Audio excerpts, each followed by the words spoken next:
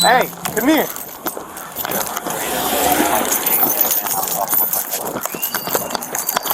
Hey, take your hands out of your pocket, bro.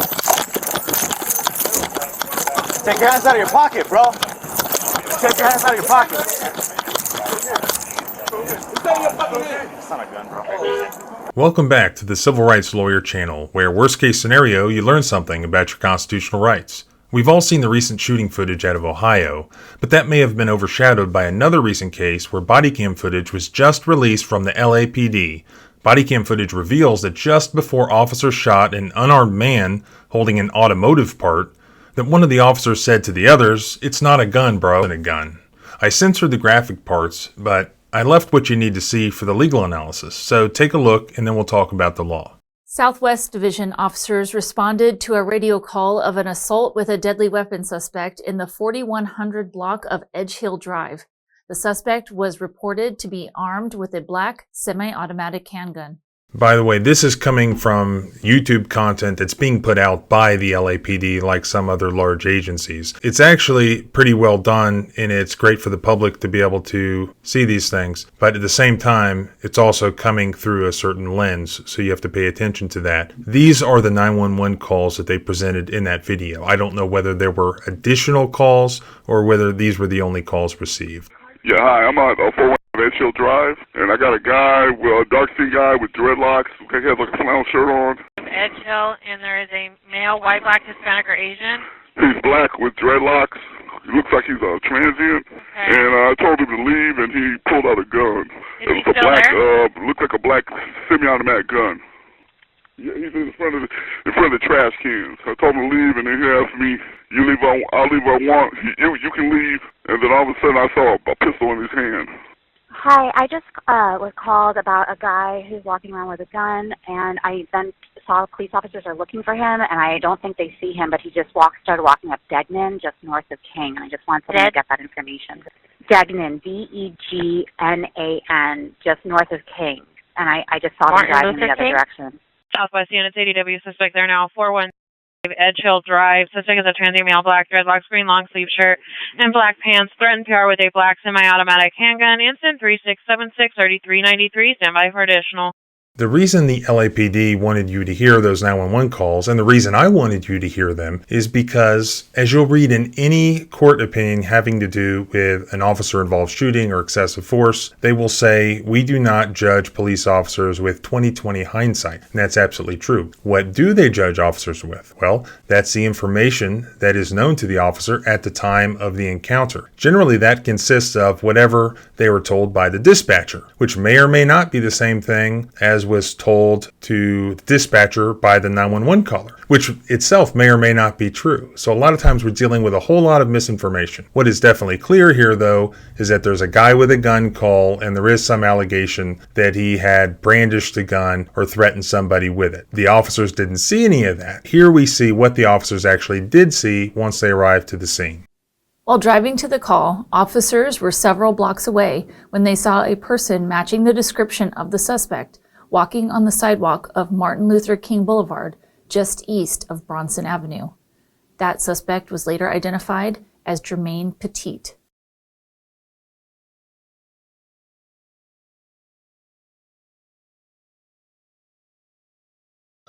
Hey, come here.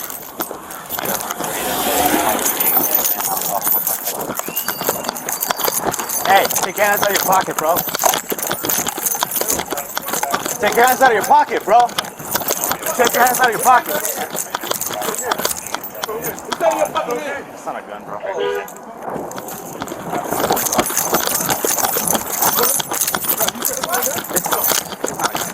Hey, drop it! 5-7, officer needs help, shots fired, officer needs help. In the LAPD video, they slow it down and they zoom in and show you what appears to be, from their perspective, a gun.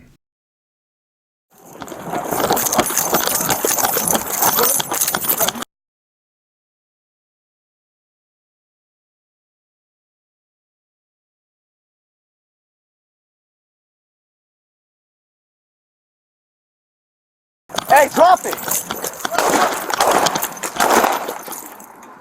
When you use deadly force on somebody, you want to be able to justify that force. Here, if we look at where they slowed it down and they zoomed in on the gun, yeah, okay, that could be a gun, or it could be anything else. Here's really what they don't point out that is glaring to me, is that that's not when the shots were fired. He turned back around and he kept going straight ahead, away from the officers. And then the shots were fired at a time when he wasn't pointing either a gun or an automotive part at any police officer that I could tell. And those are two different cases here. And that could have a big effect on whether or not pulling that trigger was justified.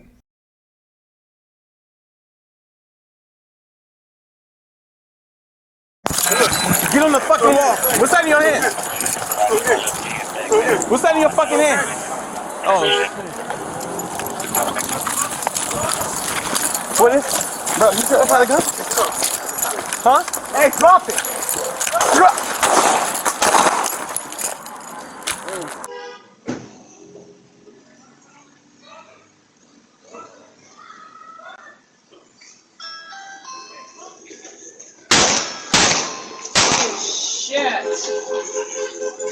Determining whether an officer's use of force violates the Fourth Amendment requires balancing the nature and quality of the intrusion on the individual's Fourth Amendment interest against the importance of the governmental interest alleged to justify that intrusion. That inquiry generally involves an assessment of factors known as the Graham factors: the severity of the crime at issue, whether the suspect poses an immediate threat to the safety of the officers or others, and whether he's actively resisting arrest or attempting to evade arrest by flight. Again, Graham versus Connor, 1989. But in the context involved here, a shooting case, the Supreme Court has crafted a more definitive rule. An officer may use deadly force to apprehend a fleeing suspect only if the officer has probable cause to believe that the suspect poses a threat of serious physical harm, either to the officer or to others. That's Tennessee versus Garner. A suspect may pose such a threat if there is probable cause to believe that he has committed a crime involving the infliction or threatened infliction of serious physical harm, or if the suspect threatens the officer or others with a weapon capable of inflicting such harm. So the key question is whether the officer had an objectively reasonable basis for believing that this suspect posed a threat of serious physical harm, either to himself or to others. The officer who fired here fired from behind at a suspect who was running away from the officer. Thus, it would be difficult to claim that he did so out of fear for his own safety at the very moment that the shots were fired. Did the officer therefore have an objectively reasonable basis for believing that the suspect posed an immediate threat of serious physical harm to others? The footage shows that no other individuals appear to be in immediate danger at the time the shots were fired. One police cruiser attempts to drive up and block the suspect's path. Theoretically, the officer or officers inside could be in harm's way, though they also clearly were intentionally placing themselves in his path. Perhaps the best argument for justification here is what is known as the fleeing felon rule, which arose out of Tennessee versus Garner. An officer can argue that permitting the suspect to escape posed a threat to the general public. A fleeing suspect's escape can pose a threat to the public when police have probable cause to believe that the suspect has committed a violent crime. Deadly force to prevent such an escape can be reasonable if the suspect has demonstrated that he's willing to injure an officer who got in the way of his escape, or that he was willing to persist in extremely reckless behavior that threatened the lives of all of those around. You can look at the Ninth Circuit case in Orrin versus City of Tacoma from just a few years ago for a recent example. Usually this would involve a vehicle pursuit or some type of running gun battle situation where the suspect has already tried to seriously injure somebody, including police officers. Although it was reported that the suspect pointed a gun at someone, the officers didn't know that to be true for sure as of yet. They had not even positively identified the person by that point.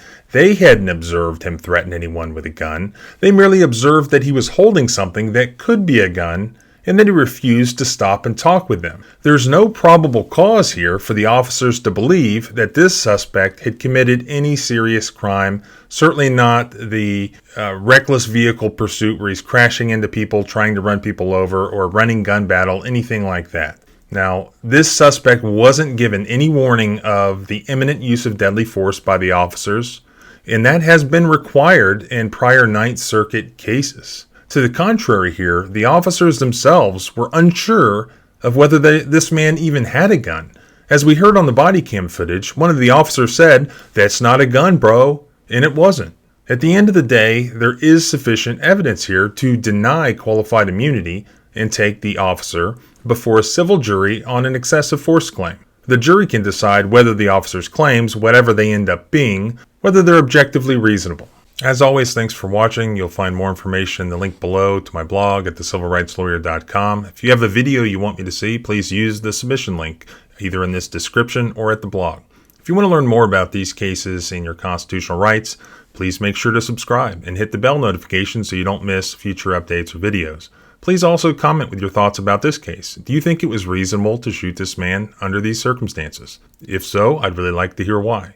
If you want to support the channel, please consider clicking the join button and becoming a channel member or sponsor. Remember, freedom is scary. Deal with it. See you next time.